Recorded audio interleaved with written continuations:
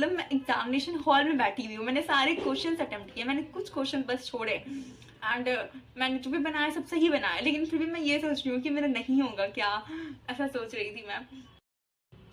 Assalamu alaikum everyone, this is me Mirko Sana Noman, first year MBBS student from JMCH Bhagalpur Bihar. ये video कोई भी motivational video नहीं होने वाली है या इस वीडियो में कोई भी मैं टिप्स नहीं देने वाली हूँ। This video is all about how was my NEET exam day. मेरा नीट एग्जाम का दिन कैसा रहा, उस दिन मैं क्या फील कर रही थी, उस दिन मैंने किस तरह से पेपर अटेम्प्ट किया, उस दिन मेरे साथ क्या क्या हुआ। एंड एक्चुअली मैंने 4 अटेम्प्ट दिए हैं, तो मैं आपको वही फाइनल अटेम्प्ट के बारे में बताने वाली हूँ जिस अटेम्प्ट के बाद मेरा सिलेक्शन हुआ और मेरा सपना पूरा हुआ और मैं एक मेडिकल कॉलेज में पहुँच सकी। तो वो दिन कैसा था, उस दिन को मैंने किस तरह से हैंडल किया, कितना प्रेशर था, क्या था, वो सब कुछ मैं बताऊंगी। एंड आई होप कि आप सब भी उससे, अगर मैंने कहीं पे कुछ भी मिस्टेक की तो आप सीखना उससे कि किस तरह से पैनिक नहीं करना है या क्या करना है क्या नहीं करना है। I am going to explain each and everything, क्योंकि आप लोग के भी एग्जाम्स आने वाले हैं एंड आप लोग भी उसी मिक्स फीलिंग से गुजर रहे होगे जिस साल मैं पिछले साल गुजरी थी। Even though being a dropper वो प्रेशर और भी ज़्यादा होता है। तो कैसा था वो दिन? तो एग्ज़ाम हम सबको पता है 2 बजे से स्टार्ट होता है और सबको एक टाइमिंग दिया जाता है कि आपको इस टाइम पहुंचना है। तो मेरा टाइम था 11 बजे मुझे पहुंचना था, आई थिंक 12:10 में मुझे पहुंचना था। तो मैं अपने घर से निकली थी 11 बजे और वो दिन कैसा था स्टार्टिंग से मैं बताती हूँ। तो मुझे सुबह से लग रहा था कि मैं थोड़ा बहुत कुछ पढ़ लूँ क्या, क्योंकि एक होता है ना कि लास्ट मिनट पे आप पढ़े हुए होते हो तो आपको सारी चीज़ें याद होती है। बट तो मैं सोच रही थी कि नहीं, मैंने पढ़ रखा है, बहुत पढ़ रखा है, तो मुझे नहीं पढ़ना उतना। तो ठीक है, मैं नहीं पढ़ी, थोड़ा बहुत मैंने बायो का यूं ऊपर हर चीज़ देख लिया जितना मुझे लगा कि देख लेना चाहिए, तो मैंने उतना देखा। उसके बाद फिर मैं 11 बजे करीब निकली अपने पापा के साथ बाइक से एग्ज़ाम देने के लिए। और रास्ते में बहुत ट्रैफिक था, बहुत ज़्यादा ट्रैफिक था और ट्रैफिक क्रॉस करते करते मैं पहुंच गई 12 बजे, आई थिंक 11:35 में। हाँ, 11 बजे मैं निकली थी और मैं 11:35 तक अपने सेंटर पे पहुंच गई थी। तो रास्ते में बहुत ट्रैफिक था, बहुत ट्रैफिक, पता नहीं पापा कैसे कैसे किधर किधर से घुसा करके एंड वो किसी तरह टाइम से बहुत ही पहले मुझे मेरे सेंटर पे पहुंचा दिए थे। उसके बाद फिर वहाँ पे बाहर मैंने अपना रूम नंबर देखा कि कौन से रूम में मुझे बैठना है। उसके बाद ये तो मेरी मेहंदी लग गई है क्योंकि कल है ईद और आज तो चांद रात और मैं आज ही वीडियो शूट कर रही हूँ आप लोग के लिए, क्योंकि मुझे पता है इससे मेरे बच्चों को बहुत पैनिक होता है। तो एंड बहुत सारे ऐसे क्यूरीज आ रहे थे, तो ये भी ज़रूरी था। ठीक है, तो फिर मैं उसी टॉपिक पे आती हूँ वापस से। तो मैं किसी तरह पहुंची, मैंने अपना रूम नंबर देखा कि मेरा कौन से क्लास में मुझे जाना है एंड बहुत धूप थी बाहर में।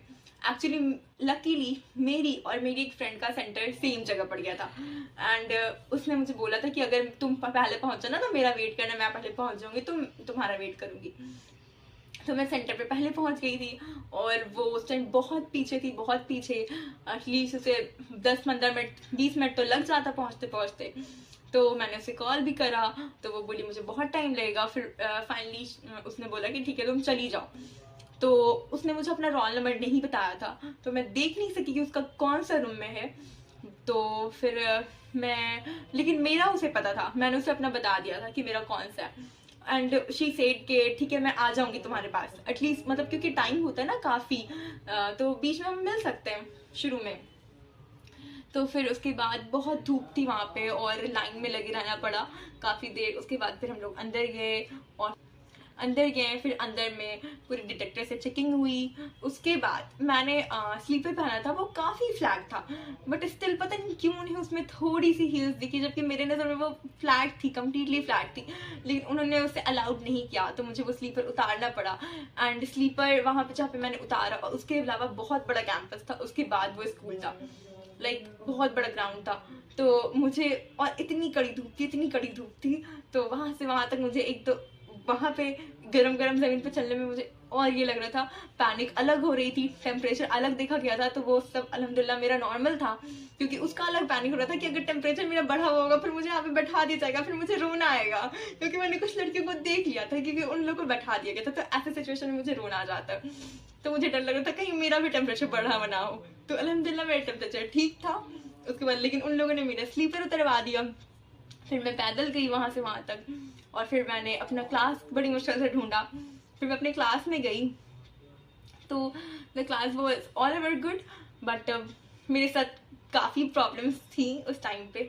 लाइक 2 महीने से मेरे सर में, मेरे आँख में बहुत ही दर्द शुरू हो गया था, क्योंकि शायद मेरी आँख की रोशनी थोड़ी कम हो गई थी, और मुझे इस चीज़ का कोई इल्म नहीं था कि दिन भर पढ़ने की वजह से मुझे इतना इफेक्ट हो रहा है, या फ़ोन से मैं पढ़ रही हूँ तो मुझे इफेक्ट हो रहा है। और मुझे 1 महीना पहले वो रियलाइज़ होने लगा था कि मुझे थोड़ा दूर का नहीं दिख रहा है उतना क्लियर सबका फेस। तो मैंने इस चीज़ पे ज़्यादा ध्यान नहीं दिया था, मुझे लगा था कि वो मेरे साथ हेडेक वगैरह कुछ कुछ होता रहता है इस वजह से है। तो उस दिन मेरा वो बहुत ही बढ़ गया था, और कंटिन्यूसली ऐसे मैं गेट की तरफ देखी जा रही हूँ कि कहीं से मेरी दोस्त मुझे ढूंढते हुए आ जाए और वो मुझे मिल जाए, और फिर मैं उसके साथ एटलीस्ट थोड़ी देर के लिए बाहर जाऊँ, क्योंकि इतना देर तक 11:30 से 2 बजे तक बैठना बिना किसी से बात किए हुए is not easy, specially I am like, मैं थोड़ी बोलने वाली हूँ, तो मुझसे था कि अब दूर दूर में लोग बैठे हुए हैं, मैं किसी अनजान से क्या बात करूँ। तो मुझे लग रहा था कि मेरी फ्रेंड आ जाए, एंड मैं कंटिन्यूसली गेट की तरफ देखी जा रही हूँ। वो स्टेयर करने की वजह से ना मेरी आंखों में और लहर हो रही थी और जलन हो रही थी, और मैं फिर भी उसकी वजह से फिर मेरे आंख में दर्द, सर में दर्द बढ़ता ही जा रहा था। फिर फाइनली किस तरह से हमें 2 बजा, मेरी फ्रेंड नहीं आई। मैं सोची मुझे बाहर जाना है, एटलीस्ट मुझे एक बार टहलना है, थोड़ा सा स्कूल एक्सप्लोर करना है।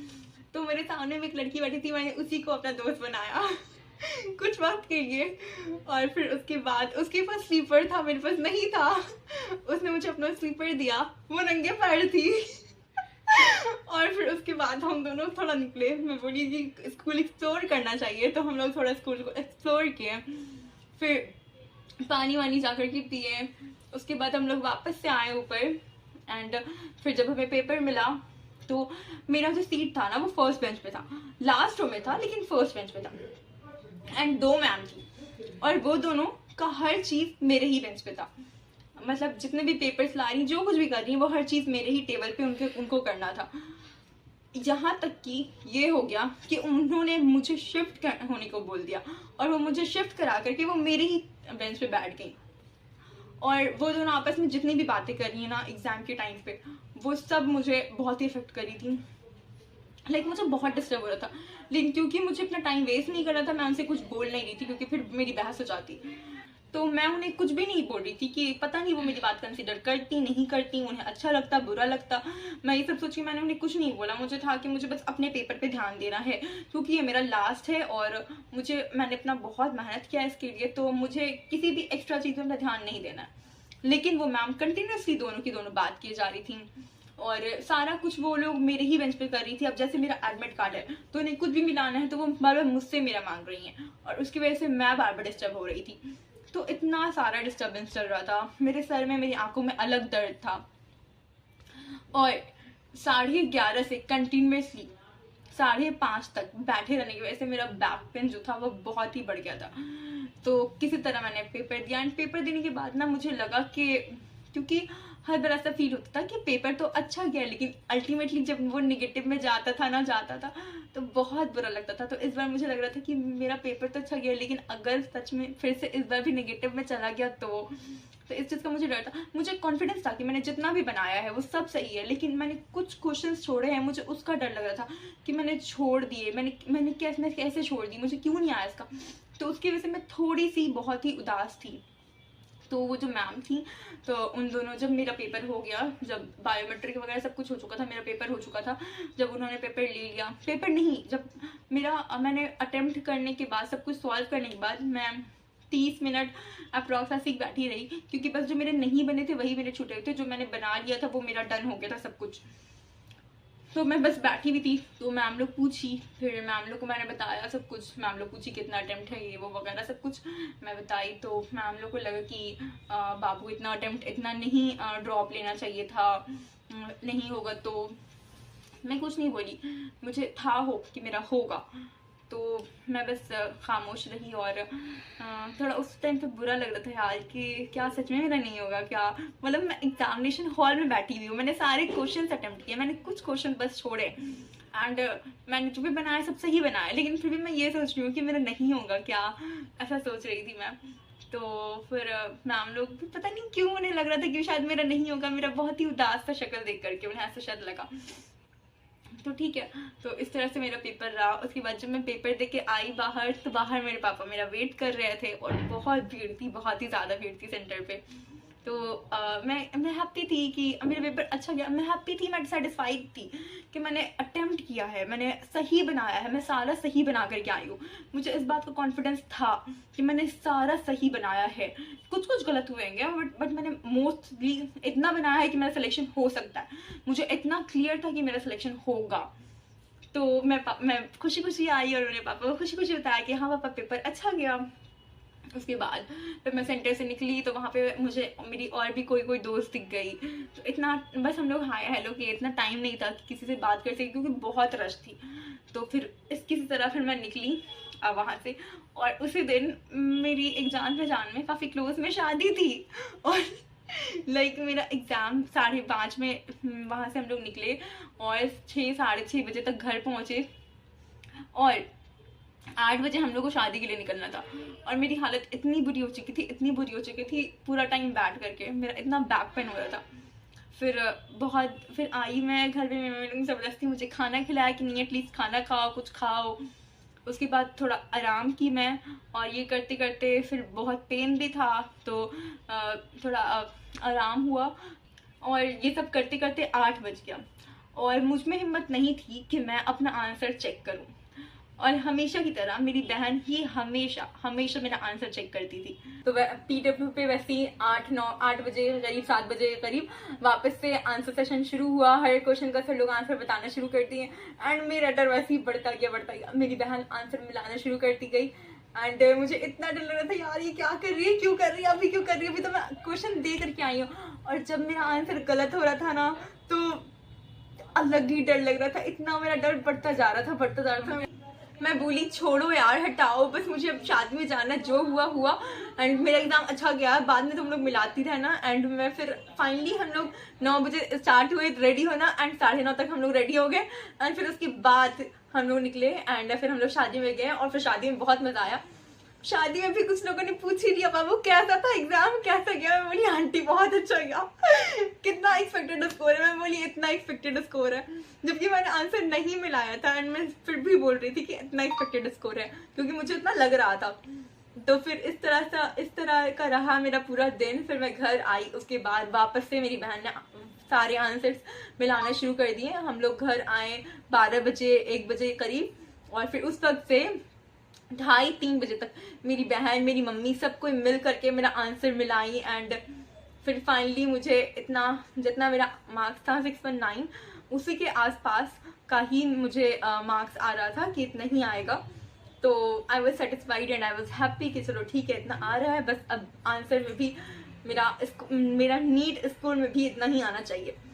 तो इस तरह का रहा मेरा पूरा दिन एंड फाइनली रात को 3:30 बजे मैं जा करके आराम से चैन सुकून की नींद मुझे मिली। बट फिर भी मेरी कहीं ना कहीं कुछ ना कुछ गलती थी एंड मैंने कुछ ना कुछ मिस्टेक करा था। मेरे कुछ ना कुछ आंसर नेगेटिव में भी गए थे एंड मैंने कुछ छोड़े भी थे। तो इस चीज़ का रिग्रेट था और जब गलत होता था ना तो इतना रिग्रेट होता था कि यार ये मैंने क्या कर दिया, इतना सिली क्वेश्चन, इतना सिली मिस्टेक मैं कर आई हूँ। तो उस चीज़ में बहुत बुरा लगता था। जब आंसर गलत होता था तब रिग्रेट होता था कि ये क्या हो गया। बट स्टिल हो गया एंड इससे ज़्यादा मार्क्स आ सकते थे लेकिन मेरी सिली मिस्टेक्स की वजह से नहीं आए। But still I was happy and I was waiting for my result. And जब मेरा रिजल्ट आया तो भी बहुत खुशी हुई कि चलो मेहनत का एक्चुअली लास्टली आपको अपनी मेहनत का फल मिल ही जाता है। अगर आप मेहनत करते हो तो फिर अल्लाह ताला भी आपको उस चीज़ का अजर दे ही देते हैं और आपको खाली हाथ नहीं छोड़ते। तो मैं उन सभी नीट एस्पायरेंट से बोलना चाहती हूँ कि अगर आप मेहनत कर रहे हैं और तो आपको आपका रिजल्ट मिलेगा, आपके हाथों में मिलेगा, वो लिखा हुआ है। एंड आपकी मेहनत का अजर आपसे कोई नहीं छीन सकता। जो चीज़ आपको मिलनी है वो आपको मिलनी है, कोई नहीं ले सकता आपसे। बस मैं इसीलिए बोलूँगी कि मेहनत करते रहो, दुआएं करते रहो एक दूसरे के लिए, अपने लिए, एंड इंशाल्लाह आपको कामयाबी मिलेगी। So this is all about my NEET exam day, and I hope आपका नीट एग्ज़ाम डे इससे भी बेटर हो और इससे भी अच्छा हो, और आप मुझसे भी अच्छा स्कोर कर सको। Thanks for watching.